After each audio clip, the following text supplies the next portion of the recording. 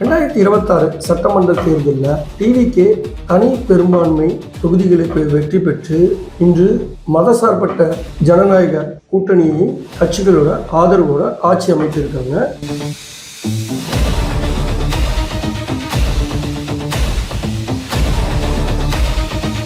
விசிகால இது ஒரு பெரிய அதிர்வலைய கட்சிக்குள்ள ஏற்படுத்தி இருக்கு அப்படின்னு சொல்றாங்க.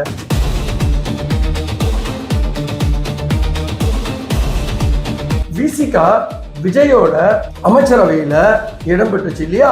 இதனால அவங்க கட்சிக்குள்ள நிறைய முரண்பாடுகள் இருக்கு. ஒரு சாரா சில நிர்வாகிகள், அதாவது ஒரு சார்பான நிர்வாகிகள் வந்து அமைச்சரவையில பங்கெடுத்ததுல விருப்பம் இல்லை.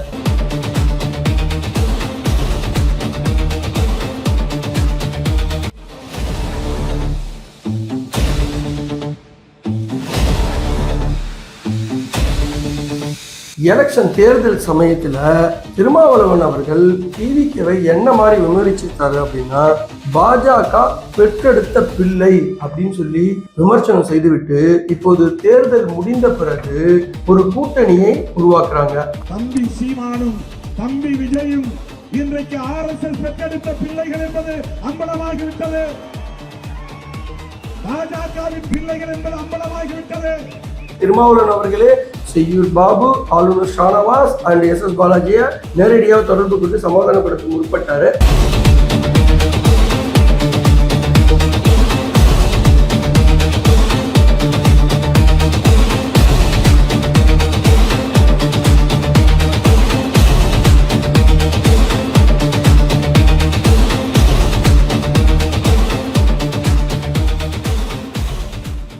வணக்கம் HKS வாய்ஸ் மீடியா நேயர்களே. 2026 சட்டமன்ற தேர்தலில் டிவிகே தனி பெரும்பான்மை தொகுதிகளை வெற்றி பெற்று இன்று மதசார்பற்ற ஜனநாயக கூட்டணியை கட்சிகளோட ஆதரவோட ஆட்சி அமைத்திருக்காங்க.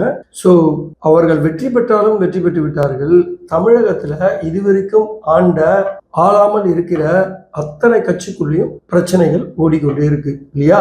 ஸோ அதுல திமுகவை எடுத்துக்கிட்டீங்கன்னா குடும்பத்துக்குள்ள சபரிசன், கனிமொழி மற்றும் அழகிரி மகள் அழகிரி அண்ட் உதயநிதி இவங்க எல்லாருக்குள்ள ஒரு பிரச்சனையா வந்துருச்சு. ஸோ ஏன் தோற்றோம் அப்படின்றதுலதான் பிரச்சனை இல்லையா? அதே போல அதிமுகவில் 2 அணியா பிளவுபட்டு இருக்கு. அங்கேயுமே தினம் தினம் ஒரு நிகழ்வுகள் நடைபெற்று கொண்டே இருக்கு. ஸோ ராஜினாமா பண்றாங்க, VPS பக்கம் சாயறாங்க. வேலுமணி அவர்கள் கூட இருக்கிற அணியில இன்னும் கொஞ்சம் பேர் இருக்காங்க. அடுத்தது அமமுகல நிறைய பேர் வந்து டிவிகேல குண்டோட ராஜினாமா பண்ணி டிவிகேல போய் ஜாயின் பண்றாங்க. ஸோ இப்போ கடைசியா வந்து பாத்தீங்கன்னா விசிகால இது ஒரு பெரிய அதிர்வலைய கட்சிக்குள்ள ஏற்படுத்தி இருக்கு அப்படின்னு சொல்றாங்க. ஏன்? விசிகா டிவிகேவோட அமைச்சரவையில இடம்பெற்றது தாங்க இன்னைக்கு மிகப்பெரிய அதிர்வலைய அவங்க கட்சிக்குள்ள ஏற்படுத்தி இருக்கு. அதை தான் இன்னைக்கு இந்த காணொலியில நாம பார்க்க போறோம். அதோட முழு பின்னணிய வாங்க நிகழ்ச்சிக்குள்ள போவோம். ஸோ விசிகா விஜயோட அமைச்சரவையில இடம்பெற்றுச்சு இல்லையா? இதனால அவங்க கட்சிக்குள்ள நிறைய முரண்பாடுகள் இருக்கு. ஒரு சில நிர்வாகிகள், அதாவது ஒரு சார்பான நிர்வாகிகள் வந்து அமைச்சரவையில பங்கெடுத்ததுல விருப்பம் இல்லை. இன்னொரு சாரர் வந்து நாம அடித்தட்டு மக்களோட சமூக நீதிக்கும் சமூக முன்னேற்றத்துக்கும் வந்து பாத்தீங்கன்னா அமைச்சரவையில பங்கெடுத்தாதான் நமக்கு நல்லது அப்படின்னு சொல்லி ஒரு தரப்பு நிர்வாகிகள் வந்து சந்தோஷப்படுறாங்க. சரிங்க, இந்த அதிருப்தியில இருக்கிறது யாரு? அவங்க ஏன் அதிருப்தியில இருக்காங்க? இதோட முழு பின்னணியை தான் நாம இன்னைக்கு பார்க்க போறோம். சோ அதுக்கு முன்னாடி தற்பொழுது வந்து பாத்தீங்கன்னா திரு பனையூர் பாபு அவர்கள் வந்து பாத்தீங்கன்னா விசிகாவில இருந்து விலகுவதாகவும், எதனால விலகுறான் அப்படின்றதுக்கு ஒரு அறிக்கையும் கொடுத்துட்டு தன்னோட கட்சி பதவியிலிருந்து அண்ட் அடிப்படை உறுப்பினர்லேருந்து விலகிட்டார் இல்லையா?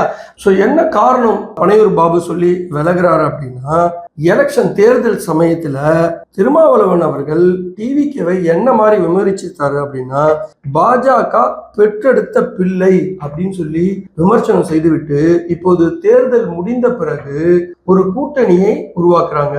அதுக்கு முதல்ல என்ன சொல்றாங்கன்னா, வெளியில இருந்து ஆதரவு தரோம் அப்படின்னு சொல்லிட்டு தான் ஆதரவு கொடுத்தாரு. பின்னால திரு வன்னியரசு அவர்களை டிவிகே அமைச்சரவையில இடம்பெற வச்சாரு. இது கடும் அதிர்வலை ஏற்படுத்துது. எப்படி ஒரு பிஜேபியோட குழந்தை அப்படின்னு சொல்லிட்டு விமர்சனம் பண்ணிட்டு விசில் அடிக்கிறவர்கள் எல்லாம் சினிமா தேட்டருக்கு தான் போகணுமே தவிர விசில் அடிக்கிறவங்க சட்டமன்றத்துக்கு வரக்கூடாது, அவங்க கூட போய் நீங்களும் கூட்டணி வச்சுக்கிட்டு அமைச்சரவையில பங்கெடுத்தீங்களே, இது எனக்கு கடும் மன உளைச்சலை உண்டாக்கி இருக்கு அப்படின்னு சொல்லி தன்னோட கட்சியிலிருந்து அடிப்படை உறுப்பினர்லிருந்து விலகிறாரு இல்லையா. இன்னும் இதே போல பல பேர் விலகிறதுக்கு ரெடியா இருக்காங்க. அதை பத்தி பாக்குறதுக்கு முன்னாடி நாம கொஞ்சம் பின்னாடி இருந்து போயிட்டு வருவோம். அப்பதான் இந்த விஷயம் உங்களுக்கு தெளிவா புரியும் இல்லவா. சரி, 2024 ஆதவ அர்ஜுனா அவர்கள் பாத்தீங்கன்னா விசிகாவில துணை பொதுச் செயலாளரா பொறுப்பு வகிக்கிறார் இல்லவா. அப்போ அந்த சமயத்துல பாத்தீங்கன்னா 2023 விஜய் அவர்கள் தமிழக வெற்றி கழகம் என்ற ஒரு கட்சியை ஆரம்பிச்சாரு. சோ இந்த காலகட்டத்துல 2024 ஆதவ அர்ஜுனா அவர்கள் பாபா சாஹேப் அம்பேத்கரின் நினைவு தினமான டிசம்பர் 6ஆம் தேதி பாத்தீங்கன்னா எல்லோருக்குமான தலைவர் அம்பேத்கர் அப்படின்ற ஒரு புத்தகத்தை வெளியீட்டு விழாவுக்கு விஜய தலைமை வகிக்க அழைச்சிருந்தாரு. அதே நிகழ்ச்சியில பாத்தீங்கன்னா திருமாவளவன் அவர்களையும் அழைச்சிருந்தாரு. அது வேளச்சேரியில டிசம்பர் 6ஆம் தேதி 2024 ஒரு தனியார் மண்டபத்துல நடைபெற்றது. ஆனா அந்த நிகழ்ச்சிக்கு திருமாவளவன் வராம தவிர்த்துட்டாரு. தனக்கு முன்தேதியிட்ட நிகழ்ச்சி இருப்பதாக கூறி அந்த நிகழ்ச்சியில் பங்கேற்கவில்லை இல்லவா. அது பெரும் பேசும் பொருளாக அந்த சமயத்தில் முன்னெடுக்கப்பட்டது. அந்த நிகழ்ச்சியில பாத்தீங்கன்னா திரு ஆதவ அர்ஜுனா அவர்கள் திமுக தலைமையையும் உதயநிதி அவர்களையும் மிக கடுமையான வார்த்தைகளால் விமர்சித்திருப்பார். அது கடும் அதிர்வலையை அந்த சமயத்தில் ஏற்படுத்தியது. 2026 தேர்தலுக்கான பணிகள் 2026க்கான தேர்தலுக்கான பணிகள் மன்னர் ஆட்சியை ஒழிக்க வேண்டும்.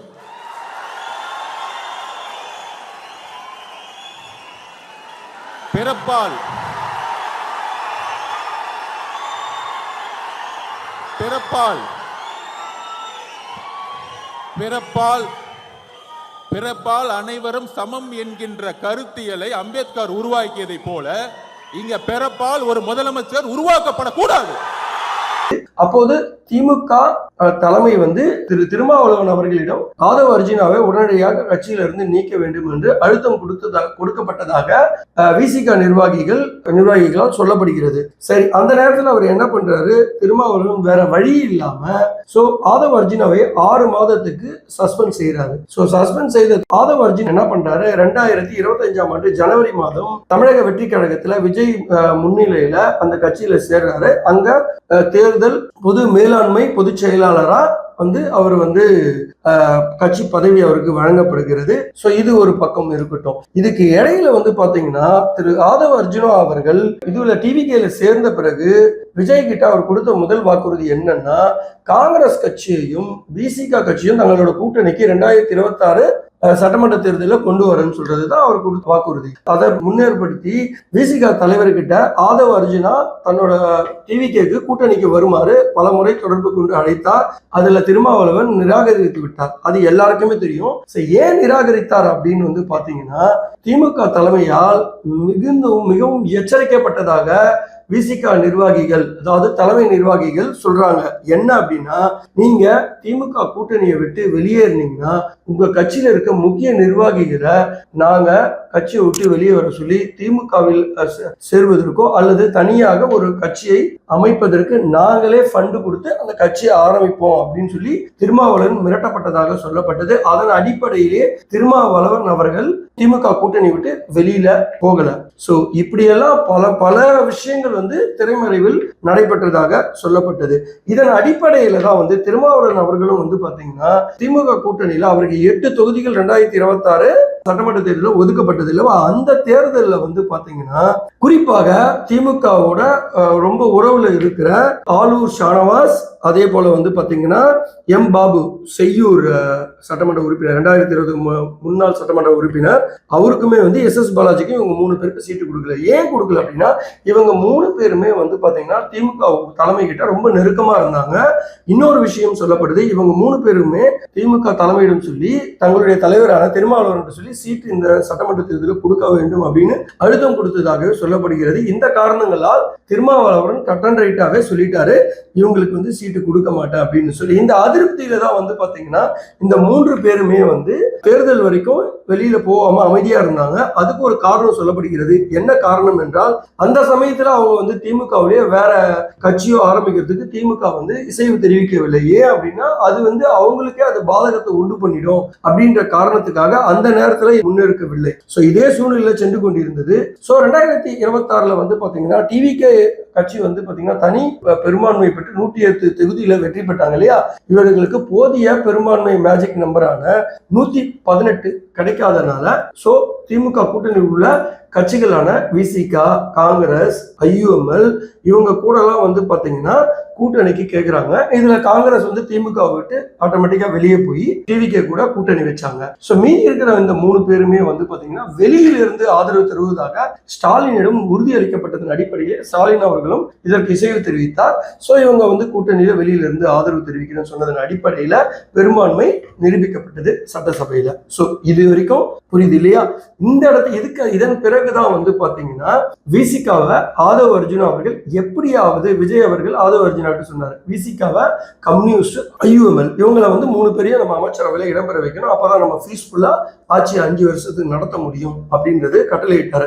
அதன் அடிப்படையில ஆதவ் அர்ஜுனா அவர்கள் திருமாவளவன் அவர்களை நீங்களே அமைச்சர் ஆக்கிட்டு திருச்சி கிழக்கு தொகுதியில இடைத்தேர்தலில் நீங்க நிக்கலான்ற ஆசை வார்த்தை கூறுனாங்க. ஆனா அப்பவுமே திருமாவளவன் இதை இசைவு தெரிவிக்கவில்லை. சோ அப்ப பாத்தீங்கன்னா சிந்தனை செல்வனையும் IUML வந்து பாத்தீங்கன்னா ஷாஜகான் அவர்களையுமே வந்து மந்திரி சபையில இடம்பெற வச்சாங்க.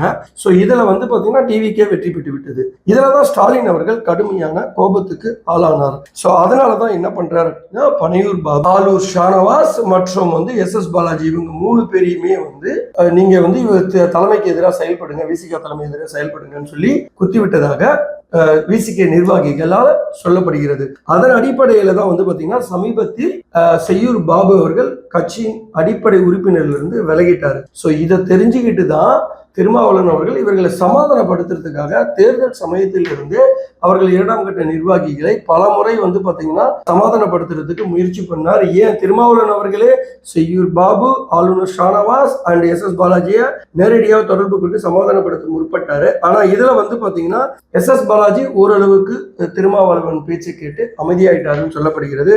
இதன் அடிப்படையில தான் இவங்க 3 பேருக்குமே வந்து பாத்தீங்கன்னா கட்சியில மிகப்பெரிய பதவி கொடுக்கப்பட்டது. அதுல பனையூர் பாபுக்கு வந்து பாத்தீங்கன்னா விசிகா ஊடக பிரிவு முதன்மை செயலாளர் பதவியும், ஆலூர் ஷானவாஸுக்கு வந்து முதன்மை செயலாளர் பதவியும், SS பாலாஜிக்கு வந்து பொருளாளர் பதவியும் கொடுத்தாங்க. சோ ஆனா இதுல வந்து செய்யூர் பாபுவும் ஆலூர் ஷானவாஸ் இவங்க 2 பேருமே வந்து அதிருப்தியில இருந்ததாக சொல்லப்பட்டது. இதற்கிடையில செய்யூர் பாபு கட்சியின் அடிப்படை உறுப்பினர் இருந்து விலகிட்டாரு. சரி, இப்போ என்னதான் பண்ணிட்டு இருக்காரு, கட்சிக்குள்ள என்னதான் பிரச்சனை அப்படின்னு நீங்க வந்து பாத்தீங்கன்னா இவர்கள் எல்லாம் கட்சியை விட்டு வெளியே செல்வதற்கு முயற்சிக்கிறார்கள் என்ற அடிப்படையில திருமாவளவன் அவர்கள் இவங்க வெளியே போகக்கூடாதுன்னு சொல்லி ரொம்ப ட்ரை பண்றாரு.